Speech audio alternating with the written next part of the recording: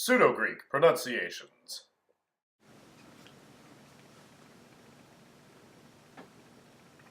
Hi, people. I finally got myself the humongous whiteboard. So now, ginormous, wasn't it? So, finally got it for my birthday. So, right now, since we went over the letters all those horrifying years ago, to that extent, I just wanted to just show anyone who wasn't familiar with the Greek alphabet to get familiar with the Greek alphabet. Just have I'm teaching this. It might just be convenient to have someone teach it on the same channel. I don't know. The only reason really why I did the whole alphabets was to do that, get familiarized, but also with the old and archaic letters that I showed you. There was like about 3 or 4, something like that. You're not going to find that in any modern Greek alphabet. And if you saw, I put it in the vlog, I think I did, the omniglot link. I'll put it in this video as well. You can check it out, do it, just be in the descriptions below. You can see it, just scroll it's about 3/4 of the way down. Just scroll down, there's like big subsection, old and archaic letters. But anyways, this right now, this is going to be all one video. I've been hassling with the idea of doing whatever not and whatever not. But I'm just going to do this all in one video, and right now this is going to go over pronunciation of the language, of the Pseudo-Greek alphabet and whatnot, because the language is really good when pronunciation is known. That's quite nice, everything. So, we have here alpha, first letter of the whole thing ever, and that, it looks, really what you can do is just, it just looks like A for the most point. Or I like to do this sometimes, kind of like this, or kind of stone carving kind of thing, dealio. I like that most of the time. And then there's lowercase alpha, which I haven't seen really any specific way to do this, but my most favorite way is to start at the bottom, just go down, curve around, fish. Pretty much Jesus fish. I don't know. Make some eyes. I don't know. Why not? But anyways, there's alpha. And alpha, pretty much, in this language, it just does ah. That's all it does. There's nothing special about it. It's just like cat, bat, sat, all those A sounds, that's it. That's all good. It's phonetic. Yes. But then, and I guess I'll start it here. It'll be doing good. So there's A, and that makes the A sound. For these videos, I'm going to be using a series of phonetics. Don't you dare. And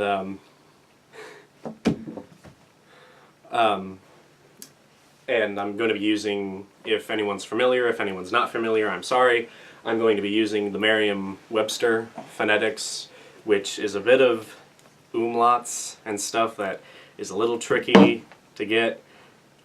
But, sorry, I'll hopefully try to learn you even more stuff throughout this whole thing. So this is A, mostly, for the Merriam-Webster, and that's it. That's all good. And then there's something that a lot of other languages have that aren't English. The English language doesn't do this very much. It's what's known as diacritics, and that's a Greek word. Very good stuff, diacritics. And what diacritics are, there's a lot of them. They, if maybe you're in French or you're in Spanish or something, you'll have something like this, or you'll have something going the other way. Either way, that's starting what a diacritic is. It's something of a different, it's something that makes a letter different by notation of a symbol, something. And I do that a lot in this language. Everything is phonetic in this language, so every single vowel at least has some sort of different variation on it. So, and another one here that we're going to go over here first is actually somewhat common also if you've done French or maybe even Spanish, I don't know. But you're going to have the alpha, and then it's going to be like this little hat thing. And I know I've seen that in French. I don't know if that's in Spanish, I don't know, but I definitely know that's a diacritic of sorts in this, and I use that for here. And what that is, that's Merriam-Webster, and it produces the aw sound. And there's phonetical discrepancies over some of them, something, not too much, but what it pretty much will be, it's saw, law, anything with that tall ah sound, that's what that is. And another way that Merriam-Webster does this is it's an A with two dots. They both pronounce this ah sound, but one is a little bit more stressed than the other one, but for the most part, this O with the dotted umlaut over it, that's mostly what I'll write it as. Anyways. And so, that's good. We got two so far. The next one is, again, alpha. And I apologize if any of these are very lacking, because I'm writing at an angle. And sometimes it just doesn't come out very well. Anyways, so the next one here is, it's just like a little half circle. It's just like just kind of coming out. It's almost, I've seen people sometimes dot their eyes like that, they'll have just the eye little stem, and that will be their dot. And that's exactly what it'll be. It's pretty much symbolizing that there's an A and then an I diacritic in there. And what that will produce, Merriam-Webster, it's I. And I'll show you this, I'll tell you this right now. In Merriam-Webster phonetics, they have this line over it. If there's a line over any letter, most likely it will be the same sound that it is pronounced when it comes in our alphabet. Here's I and the line, so it will pronounce I. And if you had an A, it will pronounce A if it had a line over it. Same way with any other letters besides U. I'll go over that, don't worry. So we have A, O, no, A, I so far. That's all good. And then the next one is, we have the alpha. Let's get that a little bit better. Yes, that's what it is. Now this, if this paints a little bit better of a picture, I don't know if you can see it very clearly, but if you've ever been in music and there's a retard symbol, telling you to slow down, watch the conductor, whatnot, it kind of looks like that. It's just this little half circle kind of dealio. And also, this is a diacritic for real in Greek. It was used back when the Greeks had a more diacritic composed alphabet, but since about the 1980s, they've dropped a lot of their diacritics, so this doesn't exist a lot anymore. But they just dropped it. I don't know. I use it anymore. And what this is for, it pretty much signifies that there's an R there, and this would pronounce exactly how it looks, pretty much like it's R. Just plain simple. It's pretty good. And then, I really like this. This is one of my more interesting things. You have the alpha, and then, just like the hat above, you have the hat below. And Actually, I'm just going to make it easy on myself because that's very difficult to pronounce. This is, and if you remember going back, if you remember looking at the letters, or if you've ever studied Greek or whatnot, this is the Greek in. It's a V. It looks like a V, but it's an in Greek, and we're going to use that specifically for this. What it will do, we have, there's the hat, and that will stay, like it's the hat and then A, so it'll be ah, but then you have the under in, is what I call it sometimes, the below in, or whatnot, and what that will produce is this. And what this is, it's pretty much NG, like the ing in swing or king or anything like that, the NG, that's what this signifies. And why I put the hat there is because if I just had it, the hat, if I just had the A, the alpha, and then the under, the below in, it would be like ang. You would have to have this ah sound with an NG after it, and that's not exactly the easiest thing to do, so I'm just making it easy for all of us. And also, this is the Merriam-Webster, what I like to call ingvas, because not trying to splay from whatever not, I'll just go back into this, sorry. But like in Old English, the Old English had a certain letter that was kind of looked like this, and it would be an NG sound. They had like a whole separate thing for it, and that's what this is. And we don't really have a name for this today, so I just call it ingvas, and that's what it was. That's what it was called. So the short and long, there's all the diacritics of alpha, and so yeah. Okay. Now going back, we have now the epsilon, which is the next vowel to go over. And the good thing about this, the good thing about most of the vowels in this Pseudo-Greek, whatever it is most of the letters don't stray from modern English. Like, there's epsilon, C, plain simple. But then the lowercase e does this number. It kind of just like, it's not like how we're used to, it's not that. So, there we go. So that's what that looks like. It's all good. This, this vowel has the same amount of diacritics as the previous, so I'm just going to go right into it. The epsilon is just how I pronounced it in there, and I'm sorry, that's how I write my E's, mostly because influential of this, but it's how epsilon is pronounced. It's the exact same thing. There's nothing special with it, and that's how it is in Merriam-Webster dictionary. It's about clean as it gets. Good deal. And then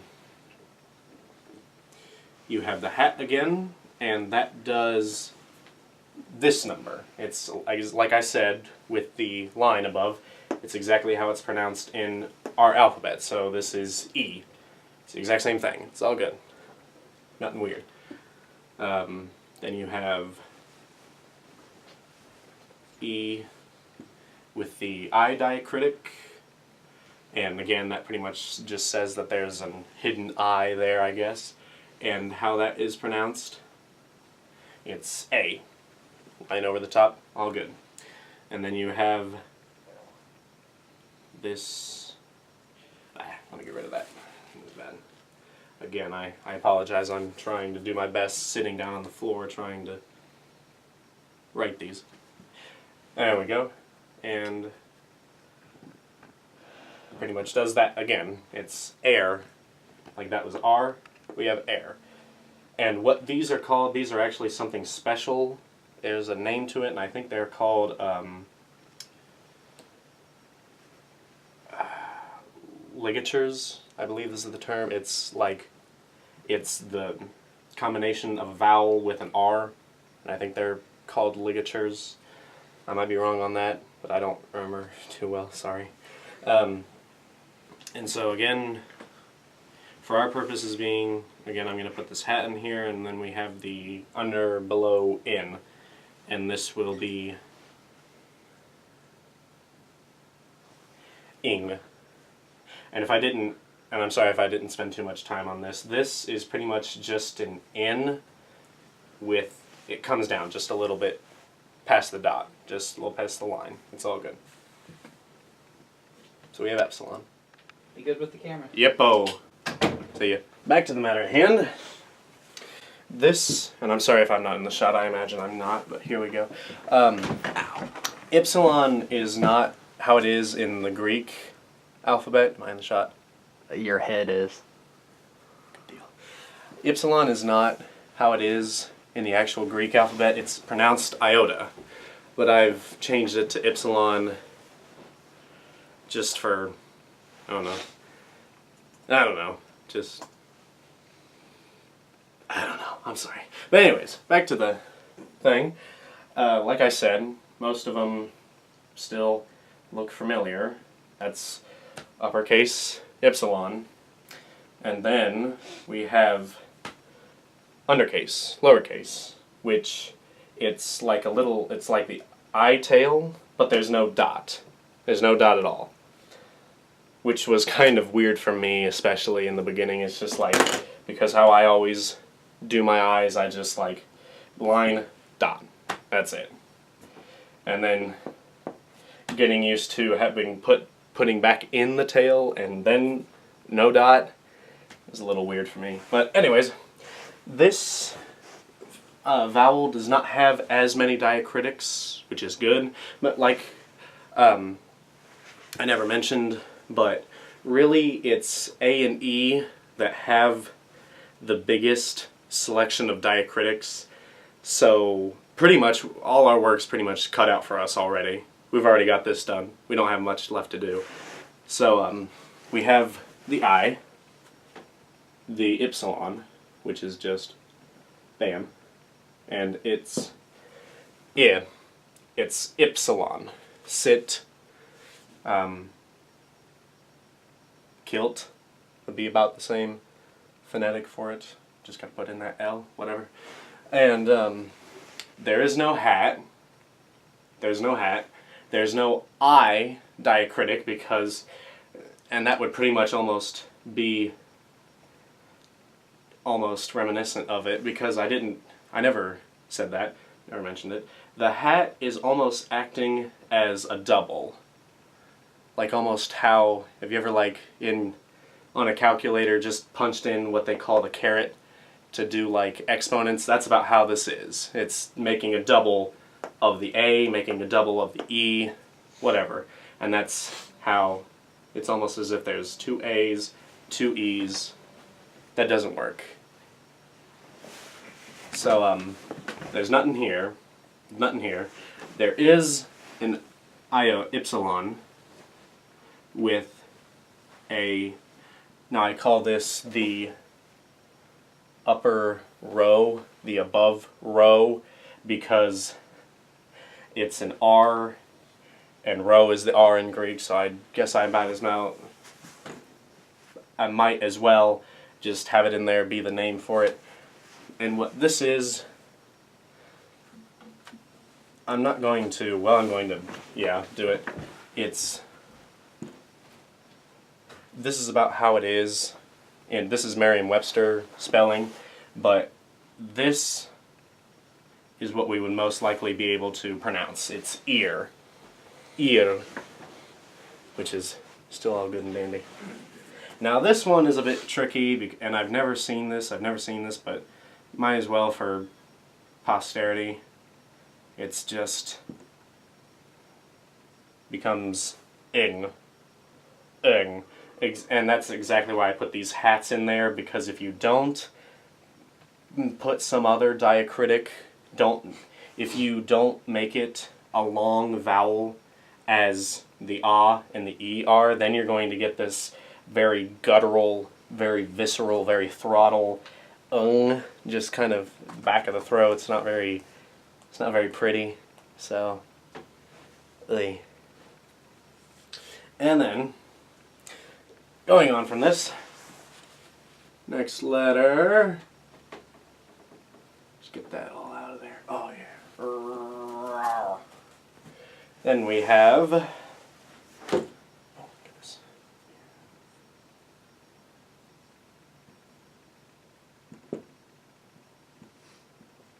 Upsilon. And also, that is how it's pronounced in Greek as well. I didn't really think of that in the beginning, but that is how it's pronounced, like and whatnot. And this is like the only, this is where we start getting into where the vowels don't look exactly like modern English letters. Like I said back in the original episodes, this is, it looks like Y, but it's oo. It's ooh. Get that, finally, get that double O sound. 007. And then you get this thing. What?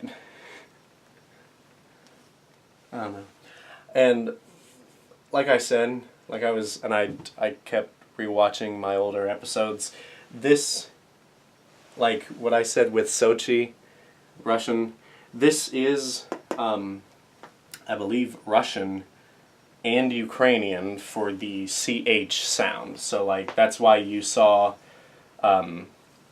Sochi. It was only 4 letters, not 5, because this is their CH letter. This isn't the exact Greek thing. This is the Pseudo-Greek. I'm making it up kind of as I go. It's kind of like my own little language, own little alphabet, whatever. But the actual Greek letter upsilon, the lowercase, looks like this. It just kind of looks like a U without a tail. Just kind of like just kind of like a bowl kind of deal. Whatever. So then, and again, like I said, we don't have too many diacritics with this. Actually, I'm going to change positions now, so hello. Okay. So, just pretty much, you got this, and this is where I was talking about where we don't have lovely. We're not record abusers, I promise you. We just found this really worn down record and we can't hardly play it, we can't do anything, so just throwing it like a frisbee. Good deal. And so this was going back to what I was saying. This is the only one of the few exceptions to the line trick. So you have here, it's oo, but it's not U with a line, it's U with 2 dots. And that makes the oo sound, if you've ever seen that in vocals, whatever. Not. There's no hat for upsilon, there's no I for upsilon. But there is, yet again, lovely ligatures. Ha ha ha ha. Little half circle, all good stuff I just marked on your chair. And this has been a bit of controversy for me, kind of, like, depending on what it is from time to time, but the major thing it seems to be is, if you've ever seen this letter, it's the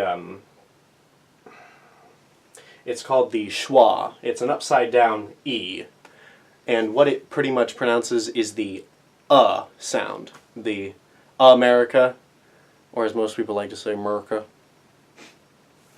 But yes, this is the and this pronounces like Mr., sister, and all the ER verb, all of the ER nouns we have, all that good stuff.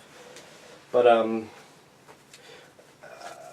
and again, this is where the conflict comes in. It could also be, if you've ever seen this in French or whatnot, whatever language, it's the OE tie, and it's kind of like that, excuse me, the kind of the rolled up lip, curled, whatnot, whatever. So this pronounces pretty closely to being or something kind of guttural. They both kind of sound similar, so I'm not being too crazy on how this is pronounced. I mean, if you either say or if you say or at least the people whoever are going to know that it's this upsilon with the ligature above it, the half circle ligature. Regardless, it's not like this is anywhere else on the pronunciation grid of all the letters of everything. So anyways, this is actually quite remarkable because the ung, I've actually had ung in a bit of vocabulary of this. It's like 1 or 2 words, but it's there, so it's interesting. Okay. Last letter. This is good. Last vowel, anyways. I'm going to do a bit more on this so we can all be, airlock, airtight, ziplock. Good deal, this stuff. We have omega. It's the last vowel of the thing. I really wish I could do this better. And what it is, it's O. That's the name of it. Don't you dare. But the Greeks had 2 different O's. They had what's called omicron, which is it's O. It literally looked exactly like uppercase and lowercase. Looked exactly like ours. But the one that I'm going to be using, the one that I do use, is, and I hate drawing this, it's very weird doing. It's, again, the circle with stilts, no skis, whatnot. And then there's that's uppercase. And then there's lowercase. It looks, that's how I write my W's. If whoever out there does it like that, I mean, you could probably get away with that maybe, but this is how I've always seen the Greeks write it all the time. I've never seen this. And actually, that's actually quite interesting because since archaic Greek or classical Greek or like the most previous Greek before modern Greek came around, they didn't have a W. And so modern Greek now has a W sound, and they've borrowed our W. So just a little bit of, a little bit on there. Yeah. So O, all across the chart. It's all good. So you have omega. I'm going to write that a little bit bigger. You have lowercase omega, and that will be O with the line over it. We're back with the line. Good deal. So that's all good. There's the question of, now we're back kind of into the saddle again. That has the diacritic. Can I help you? We have the hat again. It's going to be all the way down. It's going to be all the way down just like the A's, and you probably can't see that, I don't know. This will pronounce, and I believe it's the U with the horribly drawn circle over it. It's just A-U with a dot over the U, and that pronounces ow. Just like the word. Just like O-W. When we exclaim pain or whatnot, it's ow. That's what that is. And then we have omega with the I diacritic, and that will be this, and I'm very certain of this. It's oi, as in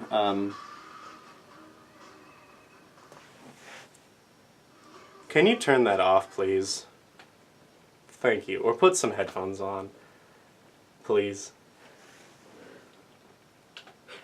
So anyways, just like Floyd or soy, really anything that would end in have an OY throughout it, it's oi, toy, boy, anything, really. It's all good. Then we have the half circle, upper, above row, diacritic, and that will, I believe there's a dot over there. There's a dot over the O ligature or the A ligature. I can't remember, but regardless, it will be or, just like how we have it. Or, store, bore, good deal. So that's good. That's all good. Then we have this. And this is really the only vowel without any diacritics that is very good at being pronounced. It's ong, which, I mean, doesn't really come into English context very often, but oh well. And I'm going to actually, since there's a 4-letter gap right there, I'm going to teach you some more diacritics. It's not too difficult. They're all hats, which is good, but they're consonants. It's a different variation of what they are. Bless you. Thanks. And so first, we will start with probably the easiest, the letter that's actually in the alphabet for the most part. This is gamma, and that's how you do it. It's just kind of like this, kind of just down and up kind of deal. And I've seen some people that do it like that. I've seen some people take their time and like have like really big opening to it. It really doesn't matter. Really doesn't in my mind. I mean, I'm more prone to like just doing like just a little line, back in, back out, be good. But anyways, it's G, but it's pronounced G. It's the G sound, and you're gonna put a little hat over that. And this, most people are kind of familiar with this, but it will pronounce the J sound, like most J's in French, like je suis. So that's good. Then our next one I'm going to put is another one we have in our regular alphabet. This is zeta. Be all good. And we're going to put another hat to that one. And this will make the sound TS, the ts sound, like most Italian words, most very Latin words. They have this, like pizza, pits, anything with like TS in that sound that has that ts sound. That'll be it. And then you have now let's do another one from the original thing.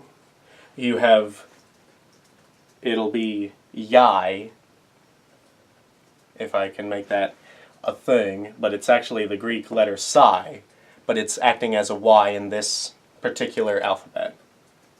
And so you're going to put another hat, these are all hats, on top of that, and it will pronounce the, and actually no, I'm going to work on that for all you people that I hopefully didn't make fun of. It's the real W sound. It's the W sound.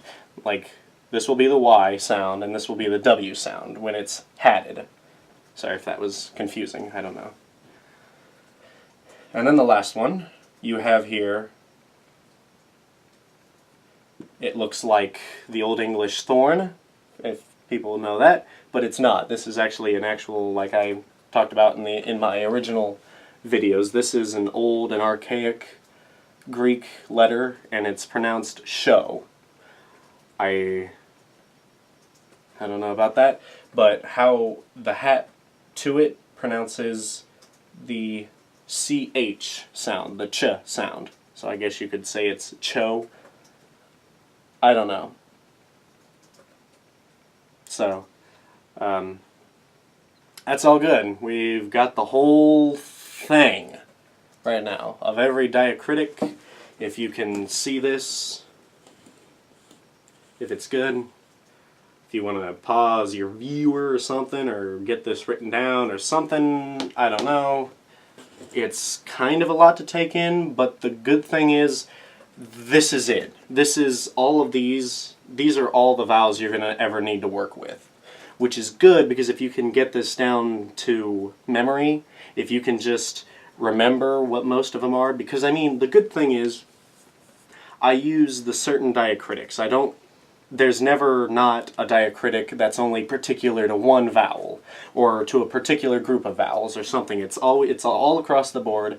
It's completely palpable. It's completely just oh, I can't think of the word right now. I apologize, but it's easy to grasp in my mind. But just like the dot dot dot, it's all good. It's all good.